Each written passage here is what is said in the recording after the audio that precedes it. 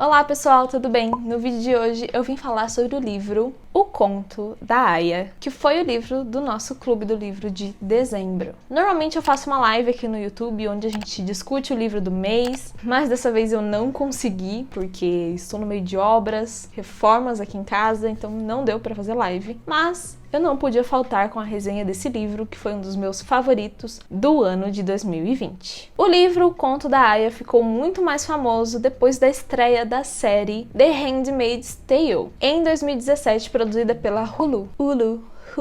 Série, inclusive, que eu assisti, e é uma das minhas séries favoritas da vida. Eu indico pra todo mundo, é uma série maravilhosa. Mas eu tinha um pouquinho de receio de pegar o livro pra ler justamente por isso, por já ter assistido a série e entender muito mais desse mundo. Claro que a série é uma adaptação. Então eu vou aproveitar aqui pra indicar a série The Handmaid's Tale. Se eu não me engano, tá disponível no Globoplay e no canal Stars Play no Prime Video. Tá? Essa série é super premiada, já ganhou Globo de Ouro, um monte de Emmys, maravilhosa. Então, este livro aqui, O Conto da Aya, da Margaret Atwood, foi publicado em 1985. Não é coincidência, 1974, 1975, não é coincidência. Inclusive, a escritora considera esse livro aqui uma distopia e também uma ficção especulativa, que é basicamente um gênero onde a ficção se aproxima muito da nossa realidade. Inclusive, a escritora diz que muitos elementos do livro são reais. Aconteceram ou acontecem hoje em dia em alguns países ou comunidades ao redor do mundo, o que deixa a história ainda mais preocupante.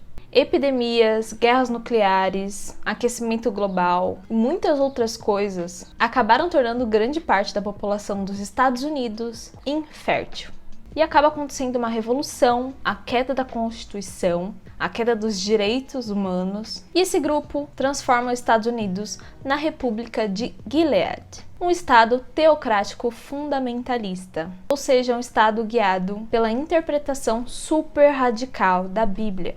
O principal tópico do livro é como a sociedade, principalmente as mulheres, se encontram depois dessa queda do governo democrático. Porque as mulheres na história perderam o direito de trabalhar, o direito de estudar, elas são proibidas de ler ou escrever, elas perderam o direito à própria identidade, sabe? Ao próprio nome. Isso sem contar também os direitos políticos, como o direito ao voto. As mulheres que fossem divorciadas, ou casadas com divorciados, ou LGBTQI+, eram consideradas, segundo a visão radical da Bíblia, impróprias. E em Gilead, essas mulheres acabavam ficando na área de limpeza, da cozinha. E se fossem férteis, que é coisa rara, né, na história do livro, elas se tornavam aias. E a história do livro é justamente contada pelo ponto de vista de uma aia, que a gente conhece pelo nome de Offred, ou seja, Offred. Do Fred. Vocês estão percebendo quão problemática é essa história, né? Tá bom, Nath, mas o que é uma aia? Uma aia é basicamente uma mulher fértil ou uma escrava sexual, depende de como você quiser chamar, com a única e exclusiva função de procriação, de dar filhos obrigatoriamente para outra família. Se ela se recusar, ela é morta ou ela é enviada para as colônias, que é um lugar onde as pessoas que se rebelam contra o governo ou que são considerados traidores do gênero, ou seja, são LGBTQI+, e elas são enviadas para as colônias para realizar realmente um trabalho braçal em terras que são cobertas por destroços da guerra, né? Com muita radiação e completamente sem proteção. No livro é dito, inclusive, que a pele das pessoas que são enviadas para as colônias começam a derreter devido à radiação e elas acabam morrendo eventualmente. E para Offred se transformar em aia, ela passou por um treinamento com as tias, que são as responsáveis pela lavagem cerebral, pela tortura psicológica e física, para que as mulheres que serão aias se submetam sem questionar o novo governo e suas novas posições perante a sociedade. E nesse treinamento também é ensinado o que acontece na cerimônia com o comandante para a qual ela vai ser enviada como aia. E aí, antes dessa cerimônia, é dita uma passagem da Bíblia que é levado totalmente ao pé da letra, e a aia se deita entre as pernas da esposa do comandante, que é infértil, e ela tá ali para dar um filho para essa família. Ou seja, ela é estuprada todos os meses pelo comandante durante o seu período fértil, que é considerada cerimônia. E, gente, é assustador. Quando eu assisti isso na série, eu fiquei enjoada, porque é assustador que isso pode estar tão perto da nossa realidade, sabe? Que isso realmente acontece em outros lugares. É muito bizarro e extremamente assustador. Para você ter uma ideia dessa restrição das mulheres dentro da história, até a forma com que elas se comunicam é limitada. Elas precisam usar frases específicas para se cumprimentar. Por exemplo, elas não falam bom dia, olá, tudo bem? Bendito seja o fruto. E aí a outra não pode responder olá, tudo bem? Ela tem que responder que o Senhor possa abrir.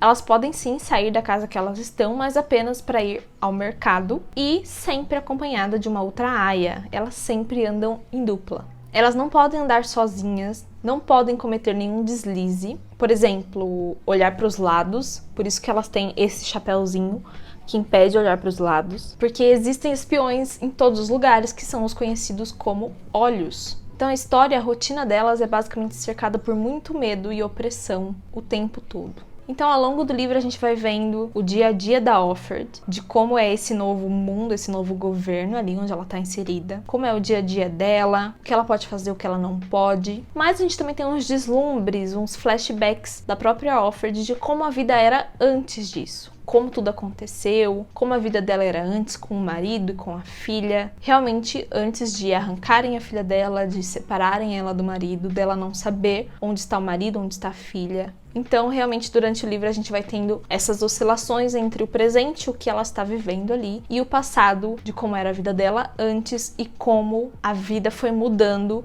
e se transformando no que é agora. E como eu expliquei do chapéu, que tem essa função de limitar realmente a visão, as roupas também têm uma função de dividir ali a sociedade. Então as aias se vestem de vermelho, com essa viseira branca. Vermelho por causa da luxúria, da fertilidade e etc.